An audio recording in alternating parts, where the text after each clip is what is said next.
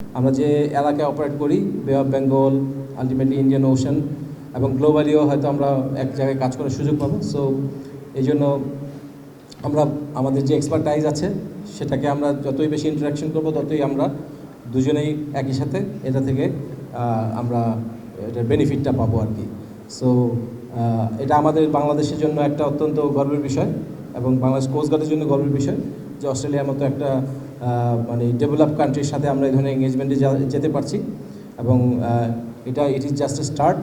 এবং এখন আমরা ছোট ছোট ইকুইপমেন্টের সহায়তা পাচ্ছি আমরা এরপরে এবং কিছু ট্রেনিং সহায়তা পাচ্ছি এবং আমরা ওদেরকে প্লেস করেছি। We have place to them also that it's not only they are going to offer the trainings, we are also reciprocate because we have also developed some kind of expertise in our area of operation, which would be beneficial for them to learn, for their people to learn. So as I say, this is going to be mutually benefiting for both the countries. এবং এভাবে যদি আমরা কাজ করতে থাকি, আজকে Australia হয়েছে, হয়তো ভবিষ্যতে অস্ট্রেলিয়াকে দেখে আরও অন্যান্য উন্নত দেশ আমাদের সাথে এ ধরনের সমঝোতা স্বাক্ষর করবে এবং আমরা আরও বড় বড় দেশের সাথে কাজ করার সক্ষমতা পাবো। বাংলাদেশ কোস্টগার্ড পূর্ব এবং পশ্চিম দুই সীমান্তেই কাজ করছে।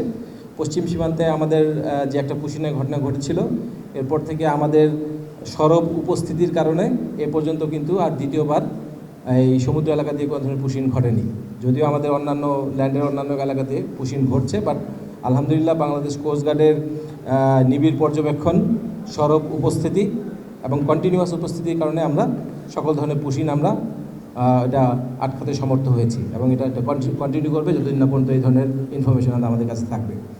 আমাদের পূর্ব প্রান্তে যে বিষয়টা আছে এটা আপনারা সবাই জানেন যে পূর্ব প্রান্তে যে আমাদের যে পার্শ্ববর্তী দেশের যে এলাকাটা সেটা দেশের রেগুলার ফোর্স দ্বারা অকুপাইড না, এখন একটা গোষ্ঠী দ্বারা মানে রেবেল গোষ্ঠী যেটা বলে আর কি, তাদের দ্বারা এটা এখন নিয়ন্ত্রিত। আমাদের এ পর্যন্ত সমুদ্র সীমানায় কোনো ধরনের কোনো সমস্যা এখনও তৈরি হয়নি। কোস্টগার্ড আমরা 24/7 এখানে পেট্রোল করছি।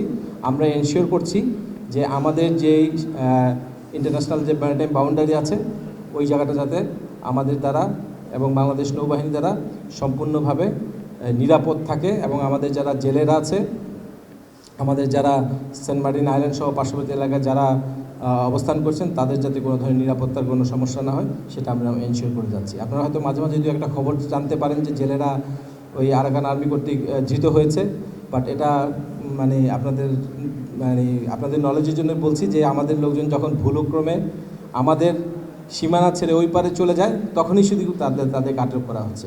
আমাদের দেশের সীমানার ভিতরে এ পর্যন্ত এই ধরনের কোনো ঘটনা ঘটেনি, ঘটবেও না ইনশাল্লাহ। সেন্ট মার্টিনে কোনো সমস্যা নাই, এটা আমাদের আইল্যান্ড, এখানে আমাদের লোকজন বসবাস করছে। ওখানে বাংলাদেশ নৌবাহিনী, বাংলাদেশ কোস্টগার্ড এবং বাংলাদেশের বর্ডার গার্ড ফোর্স এবং পুলিশ সকল ধরনের আইন প্রয়োগকারী সংস্থা ওখানে উপস্থিত আছে এবং তারা মানে ওখানে কোনো ধরনের কোনো নিরাপত্তামূলক কোনো থ্রেট নাই, কোনো কিছুই নাই।